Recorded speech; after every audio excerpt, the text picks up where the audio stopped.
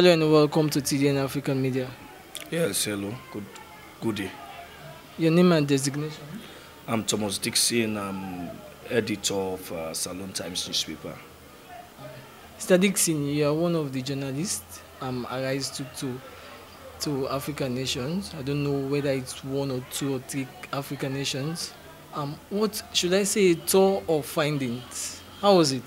Well, first of all, ARISE decided to take the critical minds of Sierra Leonean journalism to Benin, Cotonou, and to Gabon, Libreville, to look at what they are doing in that part of the world. And we went there on a fact-finding mission. There are cases in which we went and met with the local people and asked them about ARISE and the benefit of ARISE in their country. So we were shown what ARISE is doing in that part of the world, and we are back home to tell the people of Sierra Leone what we saw and what we heard. So what was it? Well, first of all, ARISE, contrary to rumor, ARISE is not owned by Frank Timis, who used to own African Minerals.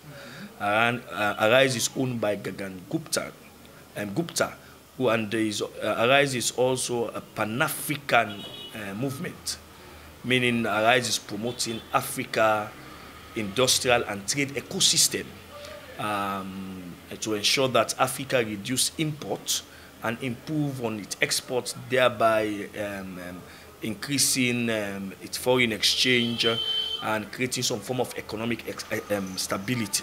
That is what ARISE was created for. There are several financial institutions that are part of ARISE. And in some of those countries that we went to, ARISE is partnering with government. Like for instance, in Benin, ARISE is partnering with government to do the economic free trade zone, and also to export, to export their cotton, not the raw cotton. They will process the cotton into fiber, process it again into polo, into t-shirt, and then export it to the European market, increasing the foreign reserve of Benin.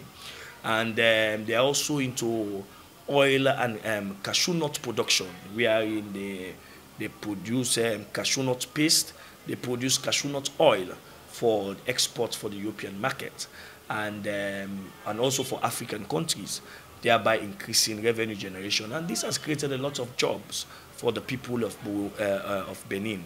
Wherein, if you go to the economic zone, you will see a factory where you will see over 6,000 workers in the factory, as young people.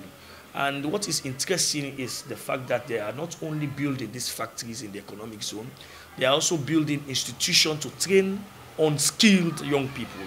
So meaning, even if you are not skilled and you are fortunate to work for ARISE, you will be trained and you will be given an opportunity to work. And the same thing is replicated in Gabon. We went to the free economic zone, and also in contrast with what we had before going to Gabon, is that ARISE is not involved in any management of rail. What we proved in Gabon is that yes, there is rail in Gabon, and ARISE is in charge of managing the rail in Gabon. Not only managing the rail, ARISE they developed their own port called the Owendo port from scratch, and they develop it and they are running it. And that is also creating like 600 jobs for young people, direct job, and about 600 indirect jobs again. So I'm talking about 1,200 young people or Gabonese benefiting from ARISE port in Gabon. So also we visited, we saw a situation in Gabon wherein, for instance, there is a moratorium on the export of timber. There is a moratorium on the export of timber in Gabon, and then they are using the timber they get from Gabon to process it, giving jobs, because when you process it, you are giving jobs to young people. We saw female workers in the factory, the processing factory of the timber.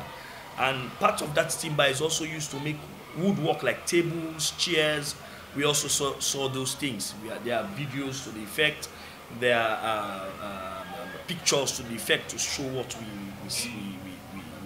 we saw in Gabon.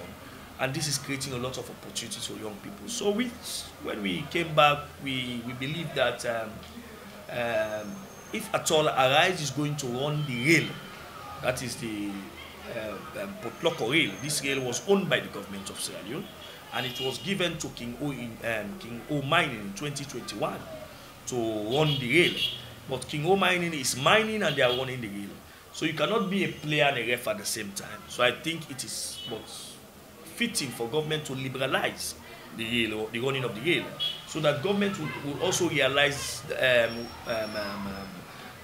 huge revenue from it, and there will be transparency in the whole exporting of iron ore. So that will be good for Sierra Leone. And apart from that, ARISE is not interested in mining. ARISE is interested in agricultural produce. It's an industrial and logistic company. For instance, if you go to the economic zone, they have the residential area, they have the commercial area, they have the industrial area. They are building industries in the economic zone.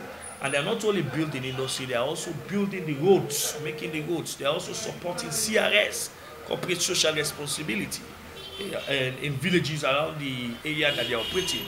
In fact, in Benin, we went to the agriculturists, the farmers. We went to the farmers and they explained to us, some of them told us that their lives have changed since ARISE came into in Benin, to operate in Benin. Their lives have changed. They are now able to send their children to school. They are now able to buy means of transportation and so on and so forth. So you see the benefit of ARISE, having ARISE operating in your country, not just to run the rail, but to have this free economic zone. The benefit is very huge, and it will benefit the young people in terms of employment, as well as increase government revenue and our foreign reserve in terms of the exchange rate. Okay. You went there also, you saw all those beautiful things you mentioned. How are you foreseeing ARISE to operate here in Sierra Leone? Reason being, Sierra Leone is not advanced compared to Benin and the likes you just mentioned. Well, I think ARISE, as I said, we were opportune to meet with the CEO of ARISE, who's Gagan Gupta. He told us that no sooner the contract is signed, it will start operation. Like in Benin, it was in 2021 they started, and by 2022 they had finished. They are almost completing now. They went halfway with it. How they are operating, as they sign the agreement, they will be building factories, making the roads, and they will be moving on. So that is how they are operating. So he intends to spend about 1.7 billion, according to him, dollar in Sierra Leone, of which the first phase will take $4.20 million. So I think in running the rail and in creating, because already they've identified areas that they want to, possible location for the economic zone. One is Songo, and another area is Potloko, which I think will be very good for the people in that part of the country. So it's not that those countries are far advanced than Sierra Leone. In fact, ARISE will not depend on the current electricity grid, the national electricity grid. Where they are operating, they create their own electricity grid, they create their own water system. So in fact, they even supply towns closer to them electricity. So it won't be much of a pressure on government. And they also supported farmers with organic fertilizers. They supported farmers with mechanized farming. So there are lots and lots of goodies we saw in Gabon, in Benin, that can be replicated here if they are given the opportunity. Okay. There is always a challenge for the private sector to operate here in Sierra Leone whenever there is change of governance, you know. Yeah. And ARISE has promised 1.87 billion, as you just mentioned. Then let's say there is a change of governance. Can they still operate? Well, I think that is a huge challenge, political stability. And that is what is impacting big companies from coming into Sierra Leone. I cannot talk about that because I don't know what the future holds. We are holding election in June 2024. So we don't know what will happen.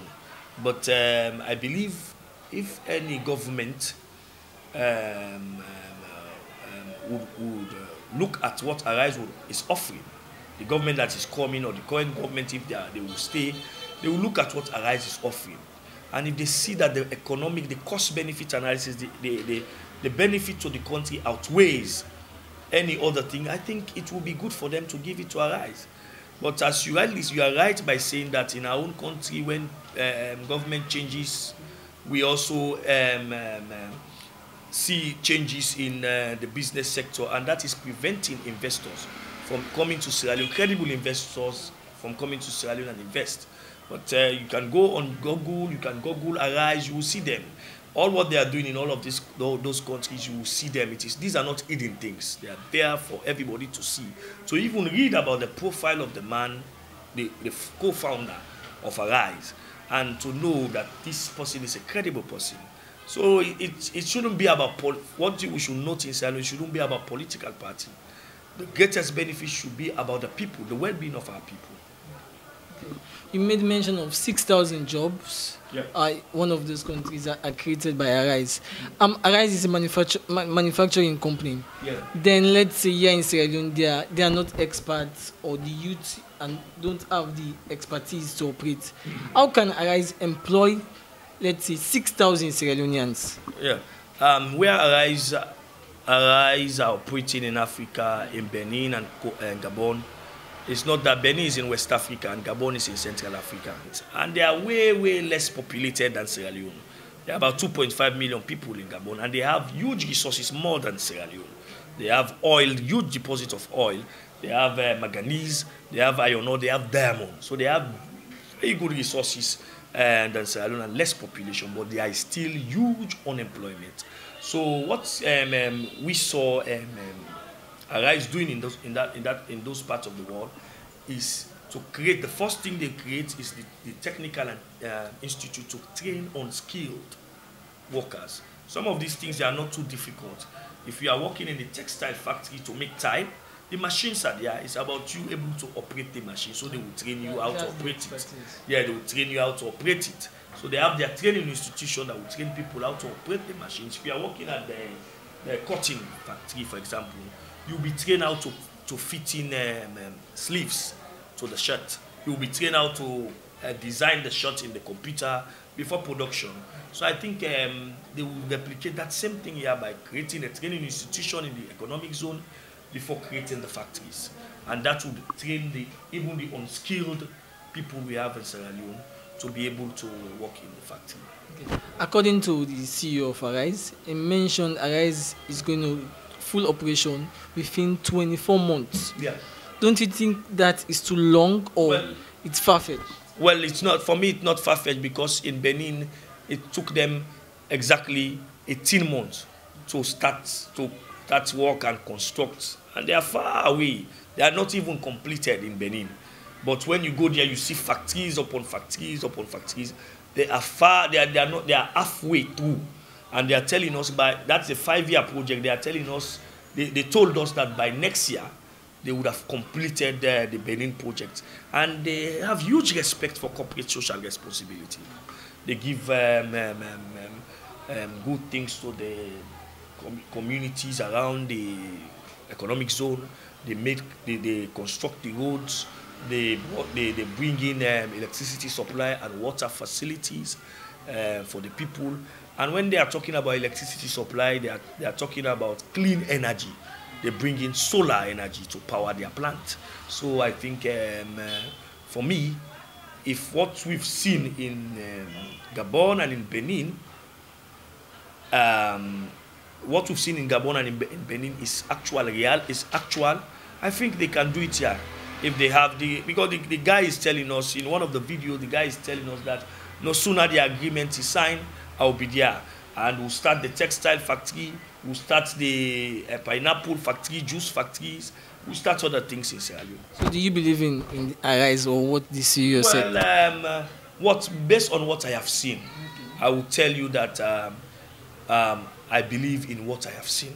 That they have the capacity to replicate same to replicate what they've done in Gabon, what they've done in Benin, in Sierra Leone.